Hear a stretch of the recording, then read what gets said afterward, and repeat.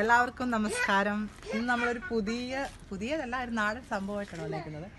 അതല്ലേ, നിറച്ച് മുരിങ്ങയ്ക്കായും മുരിങ്ങപ്പൂവൊക്കെ നിറച്ച് കായ്ച്ചു കിടക്കുകയാണ്. ഇത് കുറച്ചും കൂടെ ആവാനുണ്ട്, ചെറുതാണ്. മുരിങ്ങപ്പൂ കണ്ടോ?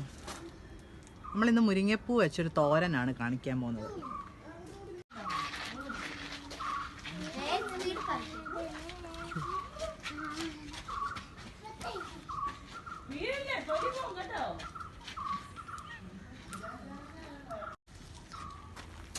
നമുക്ക് തണ്ടിപ്പോൾ ഇത്രയും മുരിങ്ങയില പൂവും കിട്ടിയിട്ടുണ്ട്. നമുക്കിനി അത് വെച്ചിട്ട് തോരൻ ഉണ്ടാക്കാം.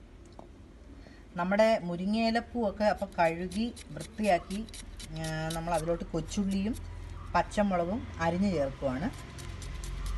കുറച്ച് മുരിങ്ങയിലയുണ്ട്. കാര്യം എന്ന് വെച്ചാൽ തളിരിലകളാണ്. അപ്പോൾ അതിൻ്റെ കൂട്ടത്തിൽ പൂ പറിച്ചതിൻ്റെ കൂട്ടത്തിൽ തന്നെ വന്നതാണ്. അതിട്ടൊന്നും പറഞ്ഞൊന്നും പറ്റത്തില്ല, നല്ല ടേസ്റ്റാണ്.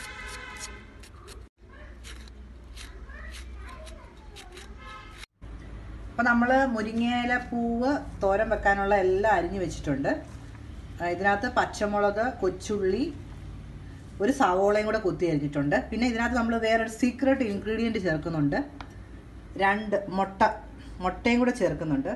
ചിലർക്ക് ഈ മുരിങ്ങയിലയുടെയും മുരിങ്ങപ്പൂവിൻ്റെ ഒന്നും ടേസ്റ്റ് ഇഷ്ടമല്ല. നമുക്ക് കുഞ്ഞുങ്ങൾക്കൊക്കെ കൊടുക്കുമ്പോൾ അവർക്ക് ഈ ടേസ്റ്റ് ഇഷ്ടമല്ലായിരിക്കും. അപ്പം എല്ലാ തോരനും, അതായത് പടവലങ്ങയുടെ ടേസ്റ്റ് ഒന്നും ചിലർക്ക് ഇഷ്ടപ്പെടത്തില്ല. അപ്പം നമ്മൾ അതിനകത്തൊരു തോരനെല്ലാം ആയി കഴിയുമ്പം ഒരു മുട്ട പൊട്ടിച്ച് ഒഴിച്ച് ചിക്കി എടുത്താൽ വേറൊരു ടേസ്റ്റാണ്. അപ്പം നമുക്കത് എങ്ങനെ ഉണ്ടാക്കുന്നത് നോക്കാം. ഞാൻ ഒരു ചീനച്ചട്ടി അടുപ്പത്ത് വെച്ചിട്ടുണ്ട്. നമുക്ക് കുറച്ച് വെളിച്ചെണ്ണ ഒഴിച്ചു കൊടുക്കാം.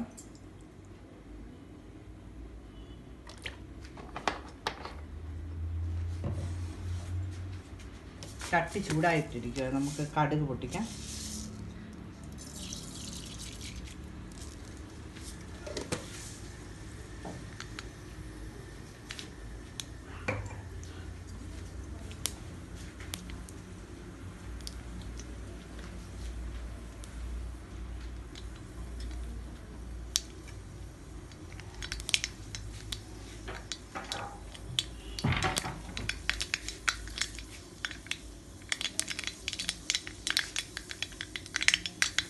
കടുക് പൊട്ടിയപ്പോൾ നമുക്ക് അതിനകത്തോട്ട് പെട്ടെന്ന് വെന്ത് കിട്ടും. വലിയ താമസമൊന്നും.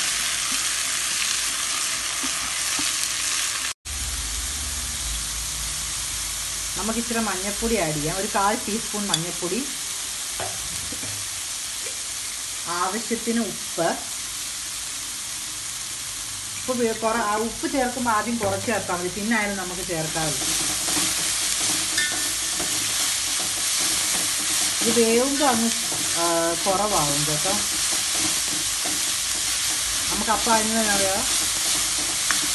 ഇതിനോടൊപ്പം തന്നെ തേങ്ങ ചേർത്ത് കൊടുക്കണം. തേങ്ങ ചേർത്ത് കൊടുത്താൽ വെള്ളം പിടിക്കത്തില്ല. തേങ്ങ ചേർത്ത് കൊടുക്കാമേ.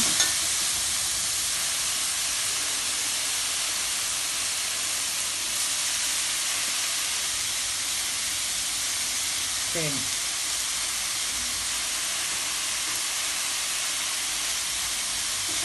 ഇത് നന്നായിട്ട് ഇളക്കിയിട്ട്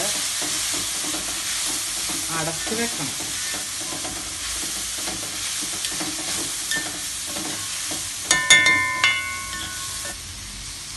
ഇതിനി നമുക്കന്ന് അടച്ചു വെച്ചിട്ട് വേവിക്കാം.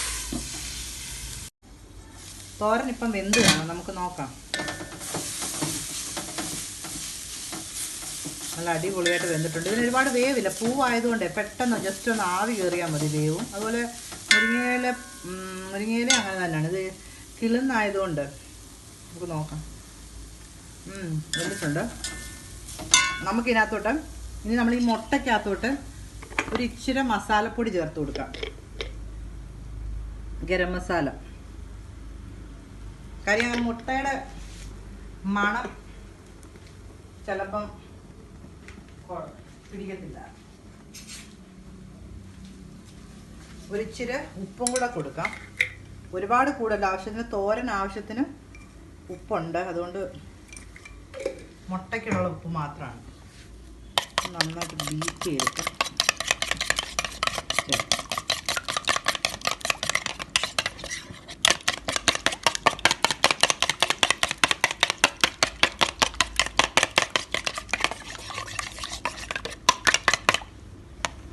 ഇതിനകത്ത് ചേർത്ത് കൊടുക്കാം.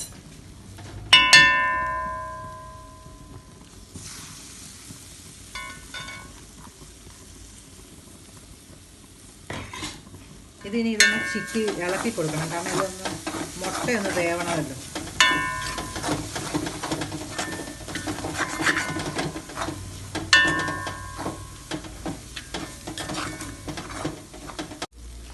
നമ്മുടെ മുരിങ്ങയിലപ്പൂ നല്ല അടിപൊളിയായിട്ട് വെന്തിട്ടുണ്ട്.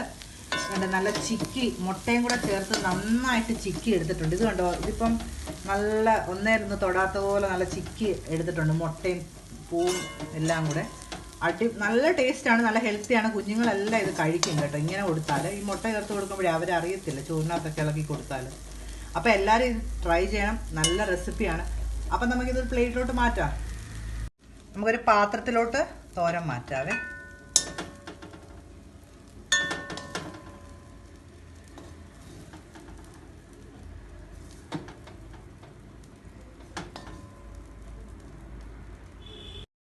നമ്മുടെ കിടിലൻ തോരൻ അപ്പോൾ അടിപൊളിയായിട്ടുണ്ട്, റെഡി ആയിട്ടുണ്ട്. മുരിങ്ങയില പൂ വെച്ചുള്ള തോരനാണ്. അപ്പോൾ ഇതെല്ലാവരും ട്രൈ ചെയ്യണം. ഇപ്പം മുരിങ്ങയിലയുടെ സീസണാണ്. അപ്പം നാട്ടിലുള്ളവർക്കൊക്കെ ആണെങ്കിൽ മുരിങ്ങപ്പൂ ശരിക്ക് കിട്ടും. അപ്പോൾ എല്ലാവരും ട്രൈ ചെയ്യുക, നല്ല റെസിപ്പിയാണ്. നമ്മളൊരു അടുത്ത വീഡിയോ ആയിട്ട് വരുന്നത് വരെ ബൈ ബൈ.